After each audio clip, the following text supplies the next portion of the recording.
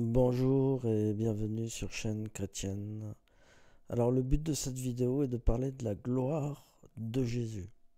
Qu'est-ce que c'est que la gloire de Jésus? Eh bien, tout simplement, c'est sa mort. La gloire de Jésus, c'est sa mort sur la croix. Alors, pourquoi? On pourrait se dire, c'est bizarre, c'est très surprenant comme réponse. Eh bien, c'est pour le rachat de nos péchés.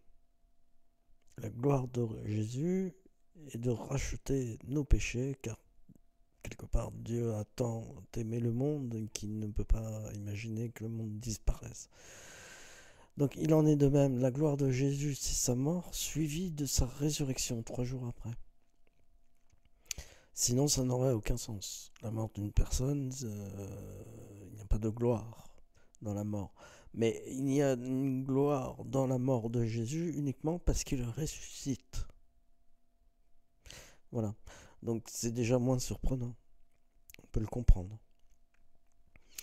Alors, étayer tout ça, pour étayer mes dires, je peux m'appuyer sur Marc chapitre 10, des versets 32 au verset 45 que je pourrais lire, mais ça risque du coup d'être faire une vidéo un peu trop longue. Donc je vais juste lire quelques versets en faisant des commentaires en rapport avec cette gloire. Alors, les disciples au verset 32 sont en chemin avec Jésus vers Jérusalem. Jésus les prend à part et il leur explique ce qui va lui arriver. Et voici, nous montons à Jérusalem et le Fils de l'homme sera livré aux principaux sacrificateurs et aux scribes. Ils le condamneront à mort, ils le livreront aux païens qui se moqueront de lui, cracheront sur lui, le battront de verge et le feront mourir. Et 3 jours après, il ressuscitera. Les fils de Zébédée, Jacques et Jean, s'approchèrent de Jésus et lui dirent: Maître, nous voudrions que tu fasses pour nous ce que nous te demandons. Il leur dit: Que voulez-vous que je fasse pour vous?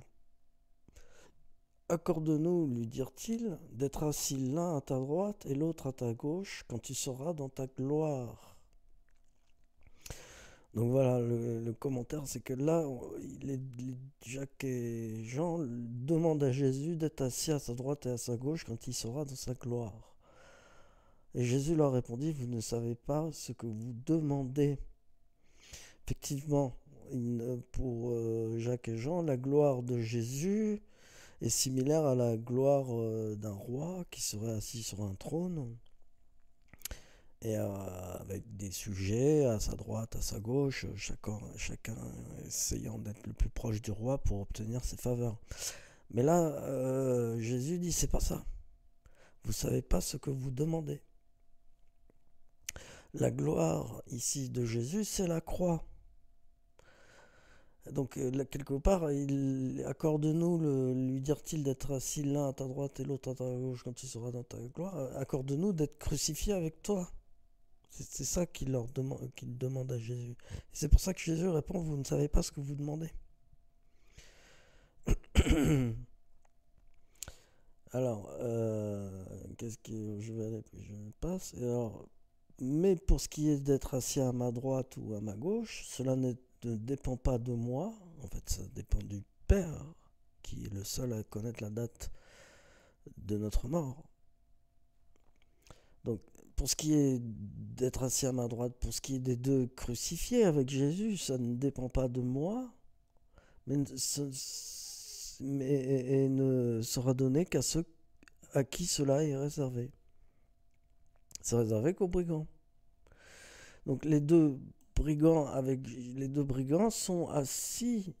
Accorde-nous d'être assis l'un à ta droite, l'autre à ta gauche quand tu seras dans ta gloire.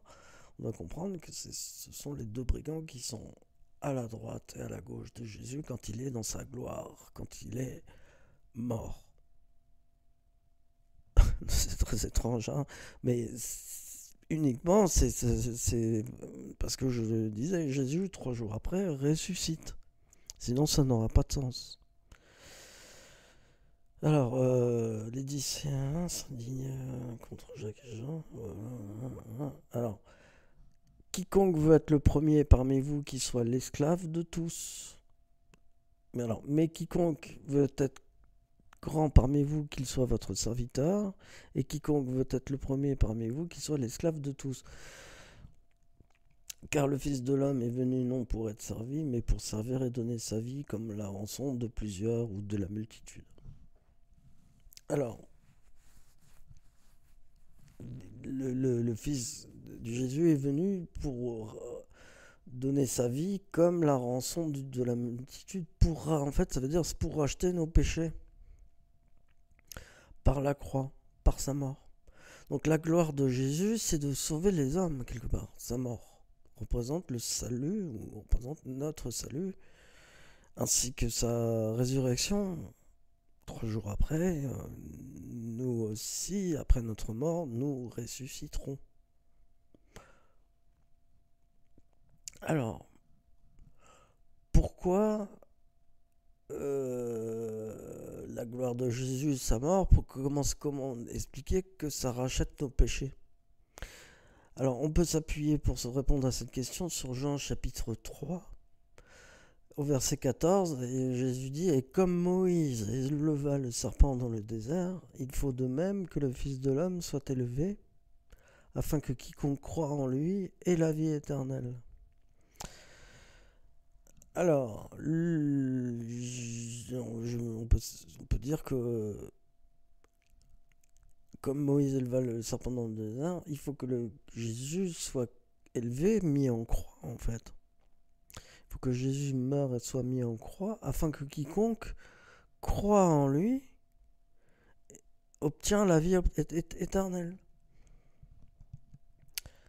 Comme Moïse éleva le serpent dans le désert. Alors ça mérite quand même d'aller chercher comment ça Moïse éleva le serpent dans le désert. Où est-ce qu'on peut trouver ce passage dans la Bible? Eh bien, on trouve ce passage dans Nombre. C'est dans le Pentateuque. Et dans Nombre chapitre 21, on a au verset 9, Moïse fit un serpent d'airain et le plaça sur une perche, et quiconque avait été mordu par un serpent et regardé le serpent d'airain conservait la vie. Alors, il faudrait peut-être aussi lire des versets 4 au verset 9 pour un peu comprendre cette histoire de serpent dans le désert. En fait, le peuple a péché. Ils partirent de la montagne de Hor par le chemin de la mer Rouge pour contourner le pays d'Édom, et le peuple s'impatienta en route et parla contre Dieu et contre Moïse. Pourquoi et là ils disent, pourquoi nous avez-vous fait monter hors d'Égypte pour que nous mourions dans le désert? Car il n'y a point de pain et il n'y a point d'eau, et notre âme est dégoûtée par cette misérable nourriture. Alors l'Éternel envoya contre le peuple des serpents brûlants. Ils mordirent le peuple et il mourut beaucoup de gens en Israël. Bon, Dieu ne punit pas. Hein. Il faut prendre cette histoire comme étant une légende. L'Éternel ou le Père n'a jamais fait ça. Hein, c'est une légende. On peut dire, le peuple a déjà péché, déjà dans Exode chapitre 20 où on a les 10 commandements, il fabrique un veau d'or. Et en punition, ils n'ont plus l'Éternel devant eux qui marche devant eux, mais un ange qui marche devant eux. Donc le peuple juif fait beaucoup de fautes et souvent l'Éternel les punit. Alors là, il envoie des serpents qui mordent le peuple. Envoyant contre le peuple des serpents brûlants, ils mordirent le peuple et il mourut beaucoup de gens en Israël. Il faut prendre cette histoire comme étant une légende et il faut le prendre au sens figuré. Autant le peuple, qu'est-ce que ça veut dire traverser la mer Rouge? En fait, c'est changer de croyance, c'est passer d'un pays avec plusieurs dieux à un pays avec un seul Dieu. Et ça se fait par miracle. Donc c'est ça la traversée de la mer Rouge. Pharaon, c'est le représentant de plusieurs dieux, en fait. Et donc, la foi en un seul Dieu permet de traverser la mer, cette mer rouge. Et là, le peuple, donc, finalement, est libéré, mais il pêche et il se plaint de la nourriture, alors qu'il n'y a pas de raison. Imaginez que quelqu'un vous sauve, et vous sauve la vie, et puis éventuellement, c'est pas très grave, vous êtes à l'hôpital et vous vous plaignez de la nourriture. Vous allez dire, mais quand même, vous exagérez, on vous sauve la vie, à l'hôpital, vous pouvez pas comme ça vous plaindre de la nourriture. Éventuellement, si les médecins sont en colère, ils vous disent dehors, sortez de l'hôpital. Ok, c'est une bonne nouvelle, hein. Si vous avez faim, vous étiez malade, hein, là, bon, ok. Mais pour la foi, Dieu, le peuple pêche, donc ils ne peuvent pas, il les sauve, ils ne peuvent pas se plaindre de la nourriture. Au contraire, ils doivent voir le fait qu'ils mangent pas forcément beaucoup comme davantage étant avec, ils sont davantage avec Dieu dans les cieux. Alors le peuple vint à Moïse et dit nous avons péché car nous avons parlé contre l'Éternel et contre toi. C'est pas la première fois, hein, avec le veau d'or c'est pareil. Prie l'Éternel afin qu'il éloigne de nous ces serpents. Moïse pria pour le peuple. L'Éternel dit à Moïse, fais-moi un serpent brûlant et place-le sur une perche. Quiconque aura été mordu et le regardera conservera la vie. Moïse fit un serpent d'airain, le plaça sur une perche, et quiconque avait été mordu par un serpent et regardait le serpent d'airain conservait la vie. Alors ça, il faut le prendre aussi, c'est une légende, hein, il faut le prendre aussi au sens figuré. C'est-à-dire que les personnes, parfois, peuvent avoir une baisse de foi en Dieu et se plaindre et ne pas penser que Dieu nous donne, ou Jésus nous donne la vie éternelle. Euh, Là, les personnes qui perdent la foi sont comme mordues par un serpent et ils décèdent. Et Dieu ne veut pas que ces personnes décèdent, donc il dit à Moïse, fais un serpent d'airain, il va donner comme un contre-venin, un contre-poison. Ça veut dire que Moïse tient le serpent d'airain, et le serpent représente les personnes en fait qui ont été mordues, mais qui retournent vers Moïse, comme on peut retourner vers Jésus, pourquoi pas. Euh, et bien, elles sont sauvées finalement. Elles croient en un Dieu unique, elles croient en fait que Jésus est le Fils du Père, c'est qui rachète nos fautes, elle rachète nos fautes. Et c'est pour ça que dans Jean chapitre 3 au verset 14, Jésus dit, et comme Moïse éleva le serpent dans le désert, quand les gens n'avaient plus la foi, pas autant, il faut de même que le Fils de l'homme soit élevé, il faut que Jésus soit crucifié, afin que quiconque croit en lui ait la vie éternelle. C'est-à-dire, n'importe qui croit en Jésus, d'un seul coup, même ça peut être d'un seul coup, hein, par miracle, par l'action du Saint-Esprit, d'un seul coup, un coup du Saint-Esprit, eh ben, cette personne est sûre d'avoir la vie éternelle ainsi que les autres, pas que lui. Donc c'est un peu le contrepoison, le serpent dans le désert qui est élevé, tout comme Jésus, le Père, enfin Jésus rachète le venin ou nos péchés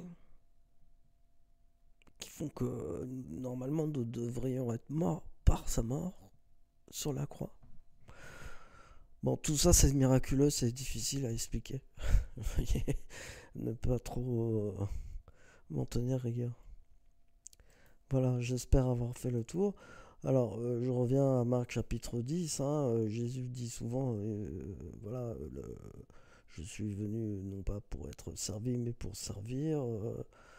et donner sa vie comme la rançon de plusieurs. Il conclut, par ma mort sur la croix, et c'est ma gloire, c'est de sauver les hommes. Hein. Car Dieu, je reprends verset 16 de Jean 3, car Dieu a tant aimé le monde qu'il a donné son Fils unique, afin que quiconque croit en lui ne périsse point, mais qu'il ait la vie éternelle. Dieu, le Père, nous envoie Jésus comme contrepoison de nos péchés, en fait, hein, comme le serpent d'airain élevé, comme Moïse a monté. Il faut de même que Jésus soit crucifié pour acheter nos péchés. Et voilà, que Dieu vous bénisse, que Jésus vous bénisse. Abonnez-vous à Chaîne Chrétienne.